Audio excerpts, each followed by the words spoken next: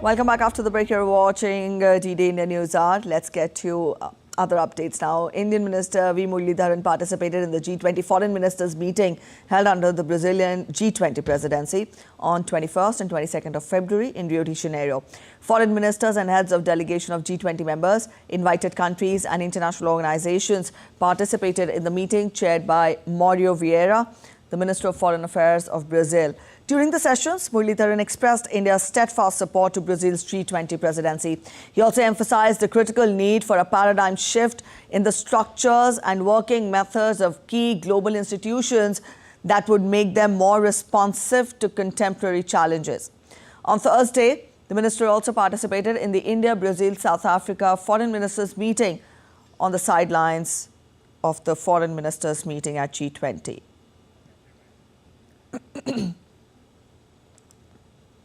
Let's get to updates on Russia-Ukraine conflict now. Marking the second anniversary of the Russia-Ukraine conflict, Deputy U.S. Treasury Secretary Wally Adeyemo said that the United States will impose sanctions on over 500 targets in action on Friday. Tomorrow we'll release hundreds of sanctions just here in the United States, but it's important to step back and remember that it's not just America taking these actions. You should expect to see sanctions and actions taken by countries that are part of our coalition as well. These sanctions will be targeted at the military-industrialized complex in Russia, but also in third countries. We'll have more than 500 targets tomorrow overall that are just from the United States. Britain also announced a new package of sanctions against Russia on Thursday. It said it was seeking to diminish Russia's weapons arsenal and war chest. The package covers more than 50 individuals and entities and is part of a coordinated Western effort to restrict the Russian economy. UK Foreign Secretary David Cameron said that international economic pressure will stop Russia and will put an end to the resources Russia needs to fund the conflict. Meanwhile, on the sidelines of a G20 Foreign Ministers meet in Brazil, U.S. Secretary of State Antony Blinken said that all of the G20 nations want the Russian aggression to end and peace to prevail. On Ukraine, there is a strong, palpable desire among virtually all of the G20 for the Russian aggression to end and for peace to prevail in a way that upholds the rights of Ukrainians to their freedom, to their future, to the territorial integrity of their country. And that was very clear in the meetings that we had over the last 2 days. South Korea on Friday raised its health alert to severe over protests by doctors. The protests, triggered by the government's plan to recruit more medical students, have led to cancellation of surgeries and medical treatments, with some hospitals turning away emergency care patients. Prime Minister Han Duck-soo will preside over a disaster management meeting on the matter on Friday. The protests by almost two-thirds of the country's young doctors have raised fears about further disruptions to the medical system should the dispute drag on. The doctors say the real issue is pay and working conditions, not the number of physicians. And back home, focusing on transforming Varanasi and the adjoining areas, during his visit, Prime Minister Narendra Modi will visit and lay the foundation stone of multiple development projects worth more than 13,000 crore rupees in Varanasi, initiating a number of development projects catering to important sectors such as road, rail, aviation, tourism, education, health, drinking water, urban development and sanitation.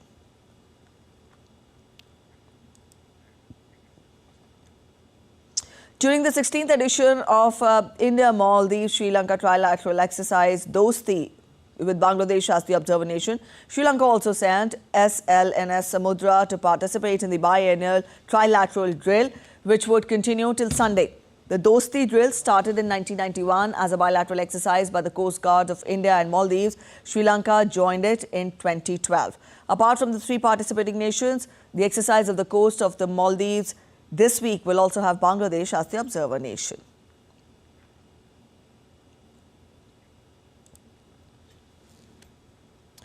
With holy chants by Buddhist monks, relics of Lord Buddha arrived in Thailand from India after a gap of 3 decades for a historic exposition. This is for the first time in history that, along with Lord Buddha's relics, relics of his two principal disciples, Arhata Sariputra and Arhata Maudgalyana, have come for the celebrations. Now, these relics will be on public display for 26 days, along with the relics of his two chief disciples.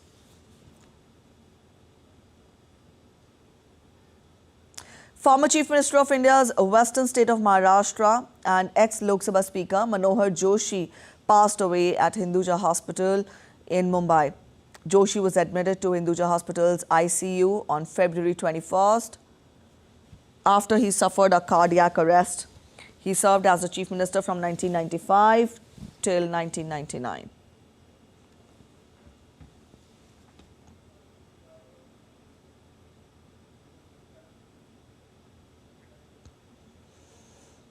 After a heavy snowstorm and landslide in India's Jammu, the Indian Army troops rescued over 80 students and faculty staff stranded on the Jammu-Srinagar highway.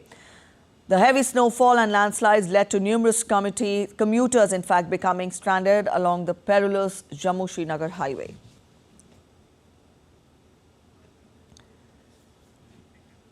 India's Cabinet Committee on Security cleared deals worth around $156,904 to acquire new high-power radars and close-in weapon systems from Indian manufacturer Larsen & Toubro to enhance the capability of the Indian Air Force. India's Dwarka Gumti Guard dazzles with light and sound show ahead of Indian Prime Minister Narendra Modi's inauguration of Okha Bait Dwarka Signature Bridge in Dwarka in Gujarat, scheduled for 25th of February.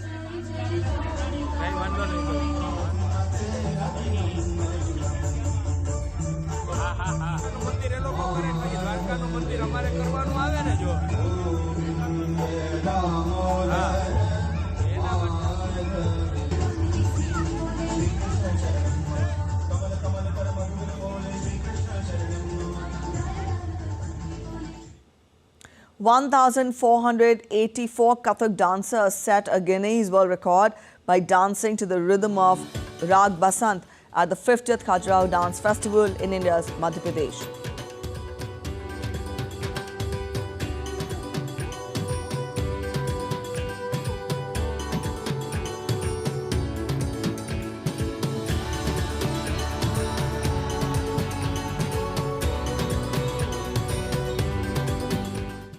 Updates from the world of sports now. In cricket, with an aim to clinch the series, Team India begins the fourth test of the five-match series against England in Ranchi. England captain Ben Stokes won the toss and chose to bat first in the fourth match. Following the setback in the series opener, India bounced back strongly, securing victory in the second and third tests to lead the five-match series 2-1. Rohit Sharma-led Team India will look to seal the series in Ranchi itself before travelling to Dharamsala for the last encounter. The Indian team made a change in their playing 11, handing Akashdeep his debut cap, who has already got 3 test wickets for his team, removing Ben Duckett, Ollie Pope and Zach Crawley. India showed remarkable prowess on day 2 at the Asian Track Cycling Championships, securing a commendable array of medals across various categories. India emerged as a formidable force, capturing the spotlight with 2 golds, 1 silver and 1 bronze medal. Notably, all of India's medals came from para events, underscoring the nation's commitment to inclusivity and excellence in sports. However, Malaysia dominated the proceedings, clinching an impressive 5 gold medal run along with 2 silvers and 1 bronze medal. Commenting on India's performance, Maninder Pal Singh, Secretary General of the Cycling Federation of India, emphasized on the performance of Indian cyclists exceeding expectations, reflecting their dedication and potential. All right, moving on to tennis now. Defending champion Cameron Norrie reaches Rio Open quarterfinals with a dominant 6-1, 6-1 win over Thomas Barrios Vera on Thursday. The second-seeded Norrie needed just 26 minutes to take the first set of a match originally scheduled for a day earlier, but postponed because of rain. The British player will face home favourite Thiago Seyboth Wild on Friday. Spain's national football team coach Luis de la Fuente has extended his contract to 2026, the Spanish Football Federation announced on Thursday. Fuente will now be in charge coming the next World Cup in the United States, Mexico and Canada. The federation said extending Fuente's contract was necessary to provide stability to the national team preparing for European Championships, which begin in June. He was named the Spain coach at the end of 2022 after the country's disappointing round of 16 elimination in the World Cup in Qatar. All right, that's it in this edition of DD India News Hour. But let us know your thoughts on the news of the day. You can connect with us on Facebook, X, and also Instagram. We'll be back with more news as it breaks here on DD India. I'm Preeti Kaur signing off, and from all of us here in Delhi, thanks for watching DD India News Hour.